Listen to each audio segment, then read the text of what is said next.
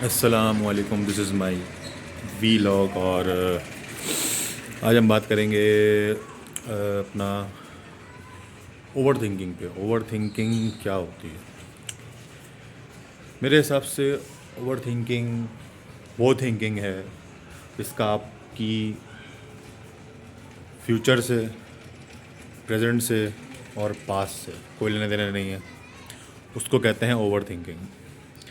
Over thinking वो जो आप ज़रूरत से ज़्यादा चीज़ों को सोचने लगते हो या एक ही बात आपके जहन में बार बार आए, वो भी ओवर थिंकिंग में ही आता है।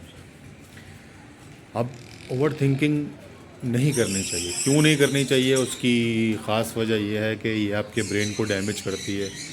बज़ाहिर आपको ये पता नहीं चलेगा, लेकिन कुछ वक्त के बाद आपको ये रियलाइज़ होगा कि आपने ओवर थिंकिंग की और गलत किया अपने साथ।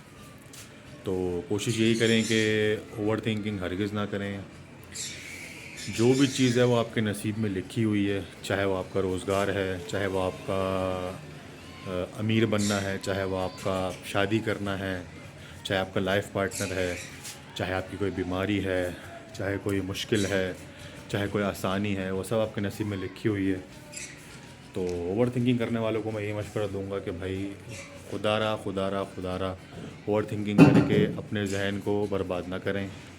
अगर आप अपने जहन को बर्बाद करेंगे तो उससे आप ही का नुकसान है। और हमेशा कोशिश यही करें कि अपने जहन को बर्बाद होने से बचाएं। और अपने जहन को बर्बाद होने से बचाएं, क्योंकि आपका जहन जो है वो तीन चीज़ों पर रिलाय करता है। पहली चीज़ कॉन्शियस, दूसरा सबकॉन्शियस, और जो तीसरा माइंड है वो है मेमोरी। तो मेमोरी में वही चीज़ें आप रखें जो आपको लगता है भाई ज़रूरी है। जैसे आपका बचपन का कोई बहुत अच्छा पार्ट आपको याद हो, या आपका कॉलेज टाइम का या स्कूल टाइम का कोई ऐसा फेयरवेल पार्टी आपके स्कूल में हुई हो वो आपको याद हो, तो वो मोमेंट्स आप खाली याद रखें। बाकी आपका रिलेशन अच्छा रहा, किसी से नहीं रहा, आपकी जॉब अच्छी चल रही है, नहीं चल रही, आपने अपने माइंड को जो है वो कोशिश ये करनी है कि क्लियर रखना है। रात को जब भी सोएं अपने आप से पॉजिटिव गुफ्तगू करें। और सबसे बढ़कर अपने जहन को ये बताएं कि भाई ये चीज़ें मेरे लिए ज़रूरी नहीं है जो कि आपके जहन में चल रही होती हैं। और कोशिश यही करें कि अपने जहन को सोते वक्त बेसिकली ख़ाली रखें और बिल्कुल रिलैक्स होकर सोया करें, ताकि आपको मसले मसाइल ना हो, डॉक्टर के पास आपको ना जाना पड़े। क्योंकि दिमाग एक वाहिद पार्ट है हमारे पास जो कि बहुत ज़्यादा, मैं यूँ कहूँ कि सेंसिटिव है। अगर ये ख़राब हो जाए तो बंदा किसी भी काम का नहीं रहता, और चाह कर भी वो कुछ नहीं कर पाएगा अगर दिमाग ही उसका सही नहीं होगा। तो जो मेरे भाई बहनें और बुज़ुर्ग, वालिदैन, दोस्त सुन रहे हैं और देख रहे हैं, उन तमाम को मैं यही कहूँगा कि ओवर थिंकिंग हरगिज़ ना करें। हमेशा अपने सोचना पॉजिटिव सोचें। ये चीज़ हो सकती है, नहीं हो सकती ये नहीं सोचना आपने, हो सकती है, तो वो चीज़ आपको 50% होती हुई भी नज़र आएगी।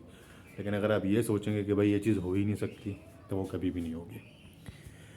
मैं एक छोटा सा वाक़या आपको जो है वो शेयर करता हूँ।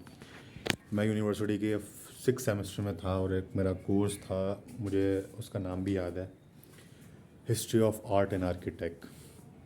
थ्योरी बेस्ड कोर्स था और बहुत कोई अच्छी प्रोग्रेस नहीं थी उसमें। मिड्स में मेरे कोई 30 में से 15 या 14 या 15 मार्क्स थे, और सीपी भी मेरी तकरीबन इतनी थी, यानी कि मिड्स और सीपी मिला के मेरे बन रहे थे अराउंड 38।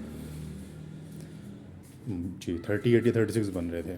तो मैंने उम्मीद छोड़ दी थी कि यार नहीं, लेकिन मेरे फाइनल्स एग्ज़ाम से एक हफ़्ता पहले मैंने सोचा कि यार नहीं, इस कोर्स को मैं अच्छे नंबरों से क्लियर करूँगा। फिर मैंने फ़ाइनल के लिए मेहनत की।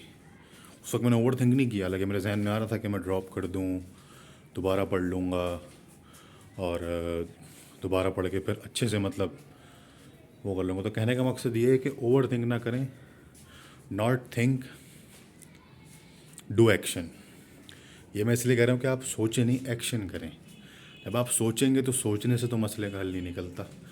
मसले का हल कुछ ना कुछ करने से निकलता है, मसले का हल कुछ काम करने से निकलता है, मसले का हल कुछ ना कुछ करने से ही निकलता है। बातों से मसलों का हल नहीं निकलता, बातों से मसले और उलझते ही हैं।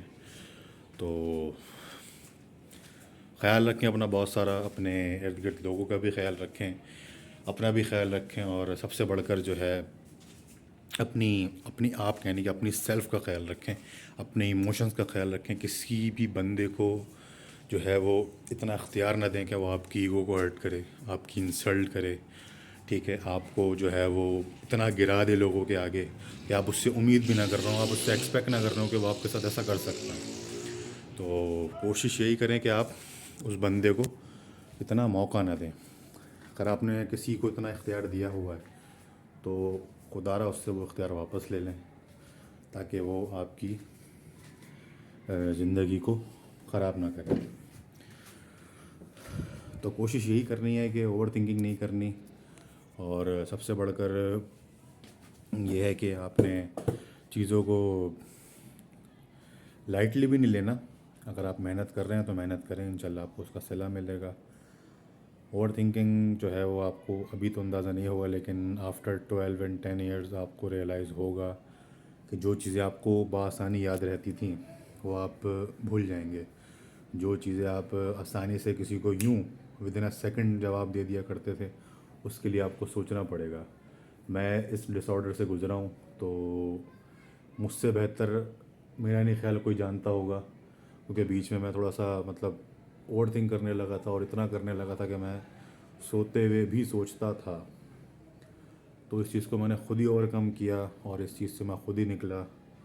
तो मैंने सोचा आपके साथ ये चीज़ शेयर कर दूं, ताकि अगर मेरा कोई भाई या बहन ओवर थिंक करती है तो उससे उसका दिमाग जो है वो डैमेज ही होता है। वक्त के साथ आपको पता नहीं चलेगा, लेकिन वक्त के साथ साथ आपको लग पता भी जाएगा। तो कोशिश यही करें, ओवर थिंक ना करें। अगर आपकी जॉब नहीं लग रही, करियर नहीं स्टेबल हो रहा, फाइनेंशियल स्टेबल नहीं हो रहे, तो लोगों की मत सुने। लोग आपको तंज करेंगे, ताने देंगे कि तुझसे हो नहीं सकता, तू कर नहीं पाएगा, या तुम नहीं कर पाओगी, ज़माने से कैसे लड़ोगी। देखें, ज़माना जब ख़राब होता है जब हम खुद ख़राब होते हैं। अगर आपका रवैया किसी से अच्छा है तो बाय चांस 80% उसका भी रवैया आपसे अच्छा होगा। लेकिन अगर आपका ख़ुद का रवैया ख़राब है तो आप कैसे एक्सपेक्ट कर सकते हैं। अगर मैं किसी को गाली दूँ मिसाल के तौर पे, तो मैं ये कैसे एक्सपेक्ट करूँगा कि भाई सामने वाला जो है वो मुझे गाली ना दे। उसके दिल में भी आएगी, लेकिन अगर उस गुस्से को मतलब पी जाएगा, या सब्र का घूंट उस वक्त पी लेगा, तो उसके जहन में ये आएगा कि नहीं यार, ये तो मुझे कुछ कह ही नहीं रहा, तो मैं इसको क्यों मतलब। वही वाली मिसाल हम यहाँ देते हैं कि ईंट का जवाब पत्थर से, तो वो ईंट का जवाब ईंट से भी नहीं देगा, वो खामोशी इख्तियार कर जाएगा। तो बहरहाल अपना ख्याल रखें, अपनी सेल्फ़ का ख्याल रखें। आपका बहुत बहुत शुक्रिया, और दुआओं में याद रखिएगा। अल्लाह हाफ़िज़।